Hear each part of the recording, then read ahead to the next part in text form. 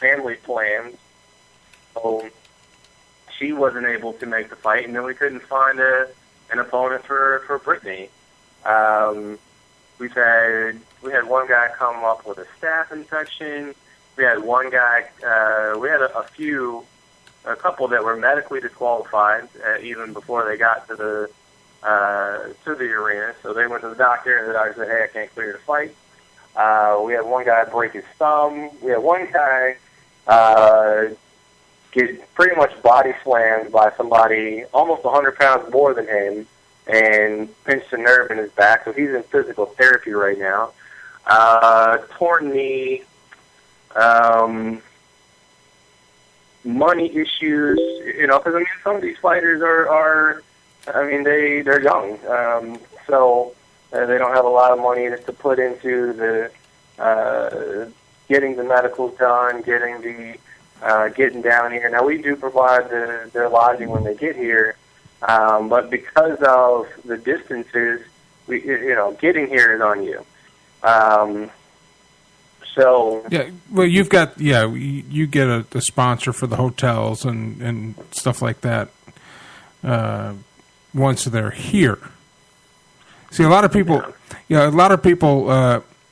talking to Jared Hepler now, the promoter of Chasm Elite, a lot of people don't understand that at the amateur level, these guys are trying to get to the next level, which is the pro level. And this is paying your dues. What gets me, though, is nothing ever changes. So if I'm a fighter, which I'm way too old for it, but if I was a fighter and I knew that I had to have this, and this, and technically, just from experience, if I have 1 or 2 under my belt, I know I can't wait until weigh-in to have all this stuff done. I have to have it done prior to that, and it's going to cost this amount. Now, these amateur fighters still can have sponsors. Is that correct? Absolutely. And I actually, Josh has a couple of sponsors that he's reached out to as well. So when you get a chance, ask him about some of his sponsors. And we encourage, because like you said, these are fighters that are wanting to either to the next level and or experience it.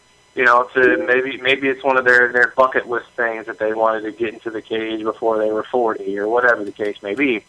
But if, in my humble amateur opinion, if you want to succeed, not only do you need to be a good fighter, but you need to create yourself as a character. Because your fans and your following, nobody's going to want to come watch somebody that they don't know. They're not going to want to come see somebody that's, portrays themselves as average. They want to see champions. They want to see gladiators battling it out in the arena. That's what they want to see.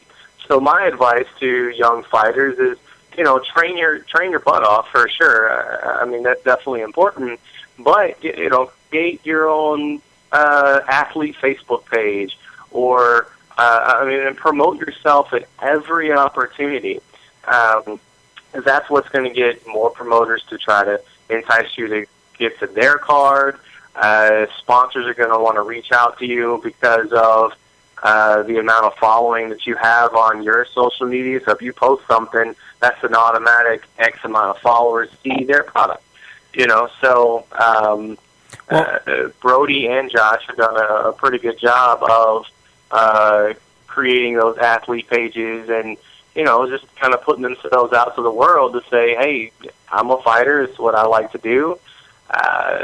We would appreciate the support, and Josh has been successful with a clothing brand, I believe, and I think it's a bar establishment also that helps him out. So, hey, whatever it takes to get it done, No, absolutely. That's part of the game.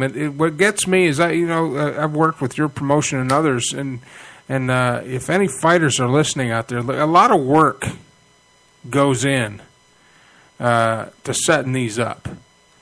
And if your commitment to your sport and what you've decided to spend hours in the gym to perfect your style and your body. And if you commit to a promotion, that promotion's counting on you. Because guys like Jared and others that I've worked with, a lot of work goes into putting that cage up. You just don't show up. It just doesn't show up and it's there. I mean, a lot of stuff goes into it. So if you're a fighter and you're out there, you know what it takes. You know you're going to have physicals done. You know you're going to have to go to the doctor. You know you're going to have your medicals in. You know you're going to have to get checked out. You know this. This isn't unknown. Right. Get it done, because these guys have put a lot of hard work and a lot of times went out on a limb financially just to create an arena for you guys to participate in. And guys like, Josh, he shows up. He went and got sponsors. He's ready. Yep. Josh, do you agree? I mean, is that how you look at it, Josh?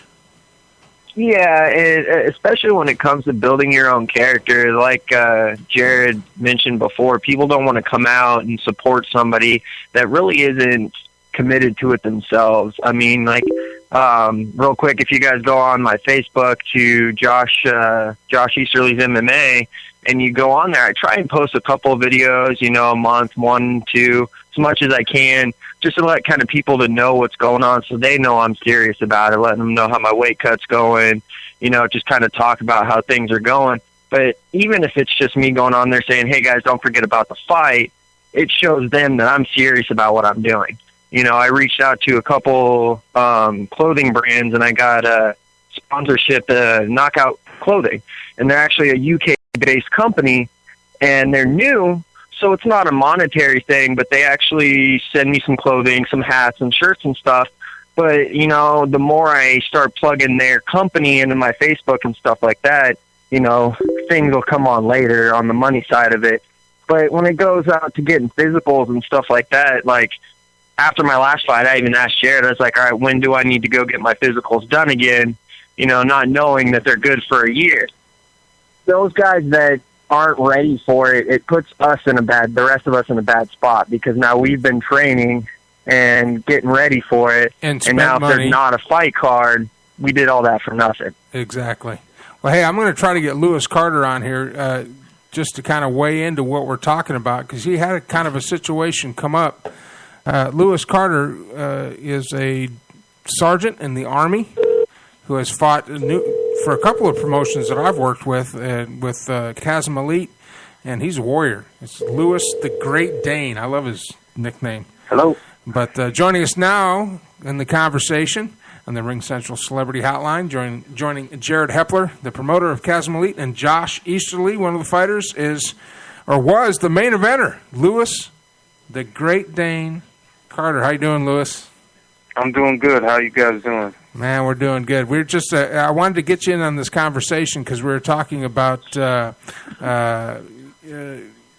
fighters know what they have to do before these promotions. A lot of work goes into putting these things together, and you had a situation come up for this fight, actually. Yeah, just like any other fight, you put in your time and you pay your dues, and it's part of the game. Sometimes things happen, and my opponent ended up backing out for personal reasons, and here I am. I am without an opponent. And of course, in talking with Jared off the air before the show, there's just no time. I mean, it's Wednesday. Yeah. Jared, are you still with us? Unfortunately, it's one of those things that's part of the game, and it's not the greatest part. You put in all this time and effort into fighting, and then it kind of just gets swept from away from you, Yeah, and I know a lot of things are out of control of people. Of course, we lost Jared. I'm trying to get him back on here. The guy you were fighting we're not going to get into his issue. But something personal came up with him, and things happen. But a lot of times what I'll see is fighters that just don't get their stuff in. I mean, why are you going to train? I mean, and this is from where I'm standing. I'm an old guy. I'm old. Mm-hmm. If MMA would have been around 25 years ago, I might have been. I tried my hand in boxing. I got knocked out in like 12 seconds, and I just didn't go back. I'm way too slow. I wasn't fast enough for pro football. I'm definitely not fast enough for boxing. But I was a wrestler. But so I'm too old.